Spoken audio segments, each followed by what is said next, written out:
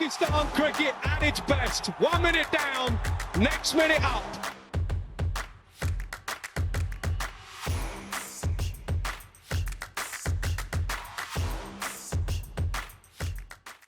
Thanks very much, everybody, for joining me once again. Saj Sadiq here for PakPassion.net, bringing you our latest interview. It's another exclusive with somebody who I class as a very humble, likable cricketer. And he's somebody who I've known for a long time. Born in Sialkot, he moved to Zimbabwe. He's played 17 tests, 145 ODIs and 99 T20Is, which are fantastic numbers for Zimbabwe. He's the current Zimbabwe T20I captain, and he's somebody who's in demand and much wanted in franchise leagues all around the world. Very warm welcome to the one and only Sikandar Raza. Sikandar bhai, assalamu alaikum. Hope you're doing well. Walaikum salam, Saj bhai. Alhamdulillah, all is well. How are you? I'm very well, thank you very much. Sikandar bhai, thank you very much for your time. Let's talk about the recent series against Pakistan first and foremost. 2-1 wins for Pakistan in both series, but a lot of positives for Zimbabwe. Yeah, Saj bhai. I mean, if you take out the second T20 and if you take out the second one day, I thought, we were in with a shout against Pakistan in all those 4 games, and luckily we managed to win 2 out of those 4. But if you dissect both series closely, I think Zimbabwe had a great opportunity to win both series, but these are the opportunities that got missed. Hopefully a lot of lessons learned, and we can move forward and keep using our experience that we have gained over the past series and use it to our advantage and keep getting better.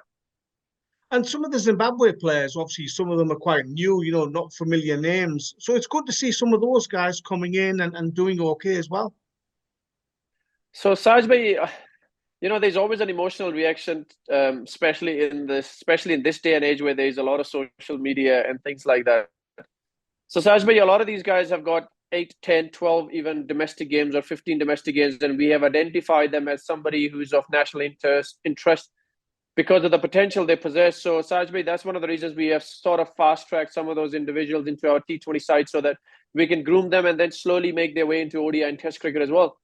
So T20 being the first sort of a door for them to, explore into so that we can start using them in ODI and Test cricket. So yeah, they're going to make a lot of mistakes, but I'm very sure with every mistake they will make, they will learn their lessons. And I'm still very confident that the standards will get up and they will start performing very soon, inshallah.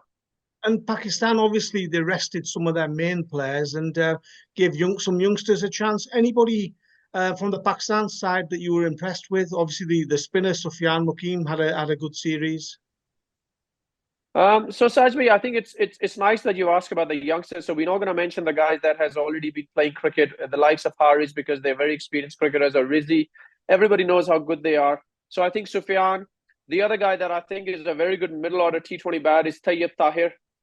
I think in the past, Pakistan have used their 1, 2, 3, 4, and even sometimes number 5 spot with 5 different openers. But in T20 cricket, it's a very middle order is a very sort of a professional sort of a place for only those who play middle order can do that.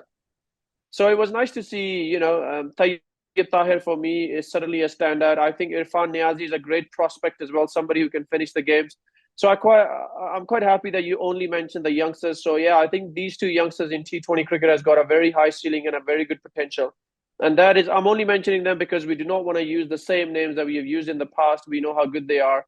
But 𝗙𝗰𝗲𝗎𝗓 and these 2 youngsters in T20 cricket was certainly very, very nice, very, very talented cricketers. Speaking of youngsters in Zimbabwe and future talent, Sikandar, it's interesting to see Ben Curran selected for the ODI squad against Afghanistan. Obviously, we know about his brothers Sam and Tom. That's an interesting pick as well. So not for me, because we've been keeping an eye on Ben as well for the past 2 years, and Ben has made it clear that he wants to represent Zim. And Ben has done all the right things to do. Ben has come into our domestic cricket, has been available for all 3 formats. And Ben is, if you look at our Logan Cup, which is our 4-day comp, if you look at that chart, Ben is the leading run scorer. If you look at our list A chart as well, Ben is still the top 2 guys as well. And being an opener, certainly an area that we keep in a very open mind to make sure we keep finding those openers that can claim the spot at the top, because we've had our struggles at the top. So suddenly I'm really excited about Ben, but it's not an interesting pick for me because we have had Ben in our mind for some time now, and the fact that he's having such a great season, I mean, he's been knocking on the door for some time. So it's very nice to see Ben being picked for the ODI squad, and we're going to be announcing our test squad soon as well. So, you know, you never know. Ben might find himself in that squad as well. I wonder what his brothers think of him choosing Zimbabwe over England when they're playing for England. So I haven't had a chat with Tom, but I know Sam is really happy and excited. I had a small message to Sam as well. So Sam's really happy. I don't think so they really mind where Ben is playing, because at the end of the day, all three brothers have a very positive and a loving connection with Zimbabwe, because all three were born here. Their father was born here. Father represented Zimbabwe as well. So in a way, I think they'll be happy that one of their brother is actually representing the country that their father represented as well. And I know Casey personally as well, because he was my coach as well. He was extremely excited and proud and happy for their kids to be playing for England as well. So now the fact that all three sons will be making their international, have made, or well, minus Ben for now, but I'm pretty sure he'll get his opportunity soon enough. So yeah, all three kids have got an international experience. So I think that's a very happy feeling for everybody. You're going to be the first Zimbabwean cricketer to play 100 T20Is, Sikandar Bhai, and that must be a very proud achievement for yourself.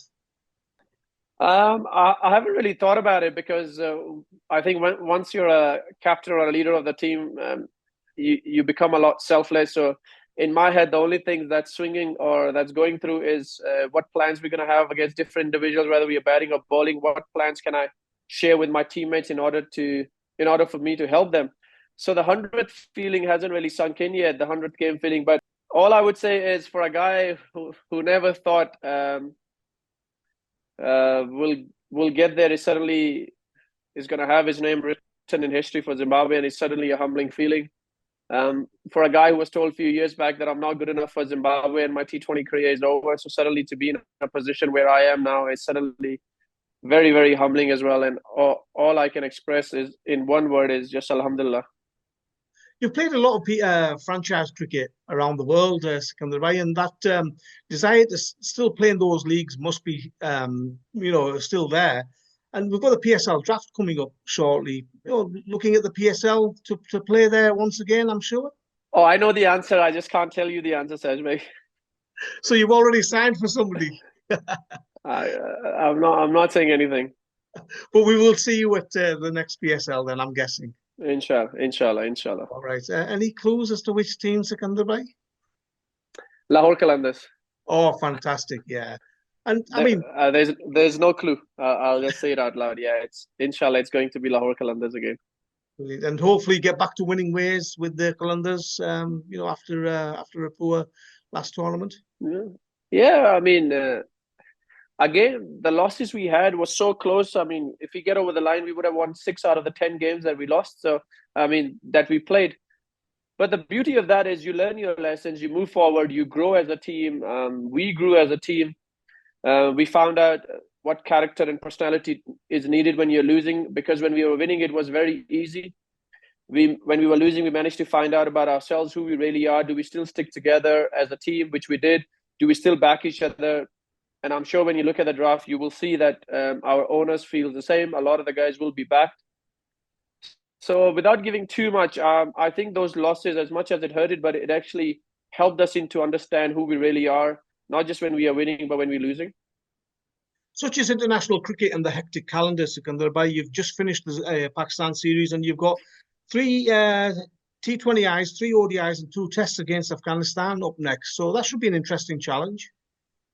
Oh, listen, I am really excited, because I think there were a couple of things that were missing in international calendars, and those were the full tours where a team plays 3 T20s, 3 ODIs, 2 or 3 test matches as well. It just adds a lot more to international cricket.